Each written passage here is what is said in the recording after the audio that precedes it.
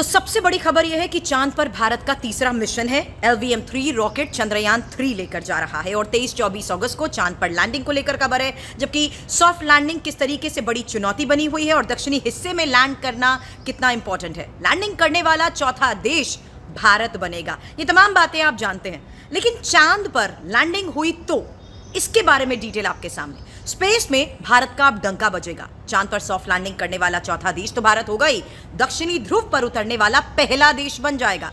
चंद्रमा पर पानी, खनिज और धातुओं की खोज बहुत इंपॉर्टेंट है। मिट्टी और रासायनिक तत्वों का अध्ययन भी हो सकेगा और चांद की सतह की संरचना का अध्ययन भी संभव हो पाएगा।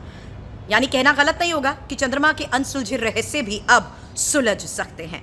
इस बार सबसे खास बात है चांद का दक्षिणी ध्रुव, जिस पर चंद्रयान-3 लैंड करेगा। अब चंद्रयान-2 को भी इसी हिस्से में उतरना था, लेकिन आखिरी वक्त में वो क्रैश हो गया था। दक्षिणी ध्रुव का ज्यादातर हिस्सा अंधेरे में रहता है। ये इलाका तो चांद का सबसे वीरान इलाका ही कहा जाएगा और चांद के दक्षिणी ध्रुव पर अंधेरे की वजह से पानी मिल सकता है।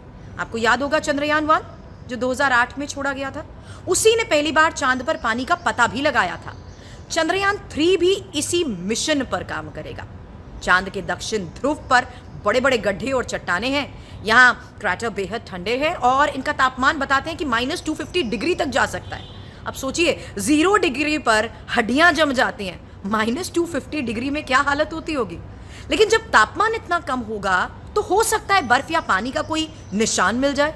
इस पर नजर रहेगी। चांद के दक्षिणी ध्रुव के इलाके को बहुत तरीके से चुना गया है। इसकी वजह भी अब आपको हम बता देते हैं, क्योंकि यहाँ सोलर सिस्टम के पुराने जीवाश्म मिल सकते हैं। कोई ऐसी खोज हो सकती है जिसके बारे में आपने या हमने तो छोड़िए, वैज्ञानिकों ने भी सपने में नहीं सोचा होगा। अब आप ये सोच रहे होंगे कि चांद का दक्षिण ध्रुव इतना ठंडा होता ही क्यों है। इसकी वजह भी बता देते हैं। दरअसल चांद के इस हिस्से पर सूर्य की किरणें सीधी नहीं, तिरछी पड़ती हैं। तब सीधी किरण नहीं गिरेगी तो जाहिर है तापमान कम होने लगेगा, और जैसे ही धरती के उत्तरी और दक्षिणी ध्रुव में होता है तापमान कम होता है, माइनस के भी नीचे चला जाता है, बर्फ जम जाती है।